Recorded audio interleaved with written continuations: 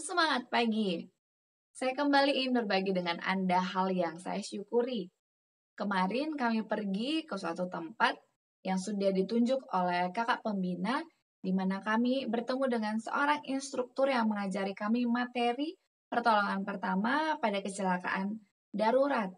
Jadi kami diajari bagaimana menangani seseorang yang patah tulang, baik itu di bagian bahu, hingga ke tangan ataupun dari paha hingga ke kaki.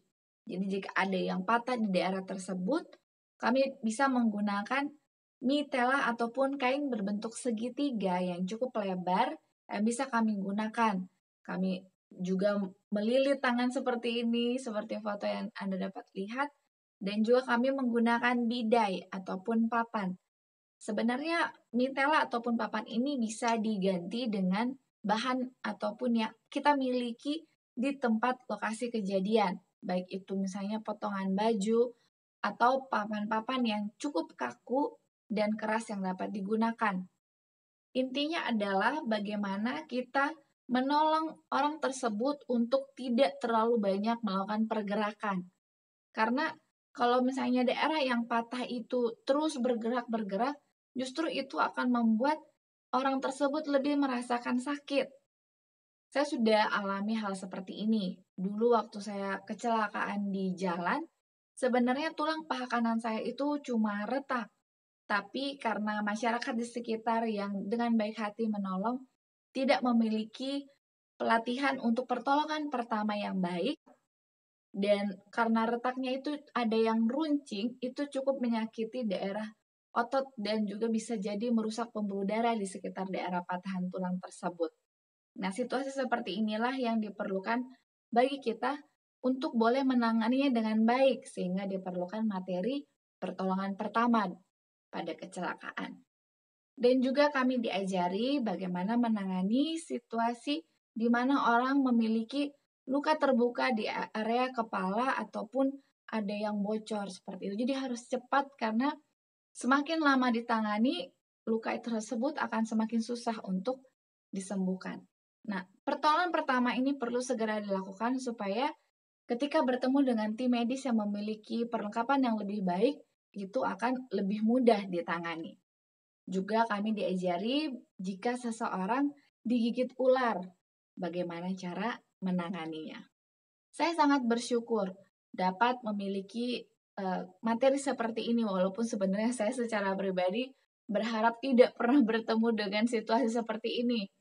Ya, pahit-pahit ya kalau orang bilang, tapi lebih baik tahu informasi daripada tidak sama sekali. Inilah hal yang saya syukuri. Saya berharap Anda boleh memiliki hal yang Anda syukuri juga, mulailah dari hal yang kecil. Baiklah, mari kita lanjutkan bacaan renungan pagi kita hari ini 22 Maret dengan judul Kesabaran. Ayat intinya ditulis di Ibrani 10 ayat 36, terjemahan BIS. Kalian perlu bersabar supaya kalian dapat melakukan kehendak Allah dan dengan demikian menerima apa yang dijanjikannya.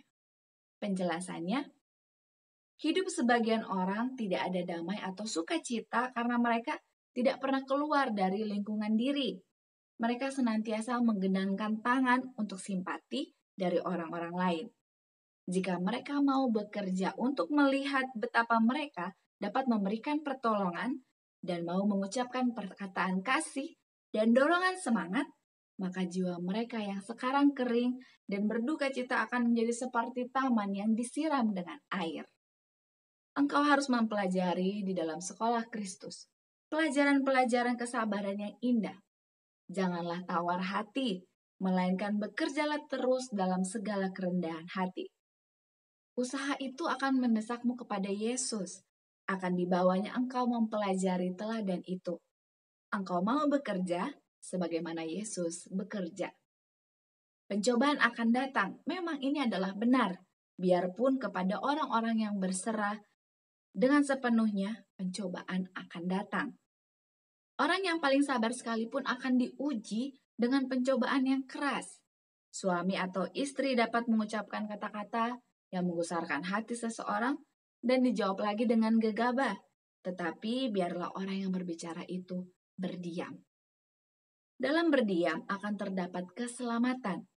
Berdiam sering menjadi teguran yang sangat keras yang dapat diberikan kepada seorang yang berdosa dengan bibirnya. Apabila mereka, baik anak-anak atau orang muda, tidak dapat mengendalikan diri dan mengucapkan kata-kata dengan nafsu, suatu sikap berdiam adalah cara terbaik untuk menghadapinya, bukan bersikap mencela atau bersoal jawab atau menghukum. Sebagai hasilnya, pertobatan akan terjadi dengan segera. Berdiam itu adalah emas yang sering bekerja lebih baik daripada segala kata-kata yang dapat diucapkan. Bila mana orang-orang lain tidak lagi dapat bersabar, cerewet dan bersungut-sungut karena tidak dapat menahan diri, mulailah menyanyikan beberapa nyanyian dari buku lagu Sion atau nyanyian rohani lainnya. Sementara Kristus bekerja sebagai tukang kayu, beberapa orang kadang-kadang mengerumuni dia. Mereka coba membuat sesuatu yang gaduh menguji kesabarannya. Tetapi dia akan mulai menyanyikan beberapa nyanyian mazmur. Dan sebelum mereka sadar dengan apa yang mereka lakukan, mereka sudah terpengaruh sehingga mereka menggabungkan diri bernyanyi bersama dia. Oleh pengaruh Roh Suci, mereka berbuat demikian. Teladan Kristus yang sempurna dan anugerah Allah diberikan kepada manusia untuk menyanggupkan dia mendidik anak-anaknya, lelaki dan perempuan, supaya menjadi putra dan putri Allah. Aplikasinya hari ini, mari kita melatih kesabaran kita. Selalu akan ada situasi yang memancing emosi kita.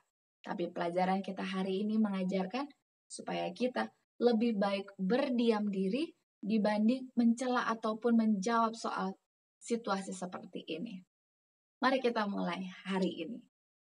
Slogan kita awali hari ini dengan renungan pagi.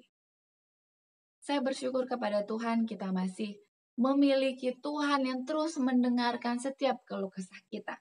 Tangan Tuhan tidak kurang panjang untuk menolong kita. Dan telinganya selalu tersedia untuk mendengar setiap permohonan kita. Mari kita terus gunakan waktu kita untuk berdoa kepada Tuhan. Jika ada di antara Anda yang ingin menyampaikan usulan doa, Anda dapat menuliskannya di kolom komentar di bawah ini, dan saya akan turut mendoakannya di jam-jam doa khusus. Terima kasih banyak, kita akan lanjutkan bacaan renungan pagi kita esok hari. Sampai jumpa, salam sehat, Tuhan memberkati.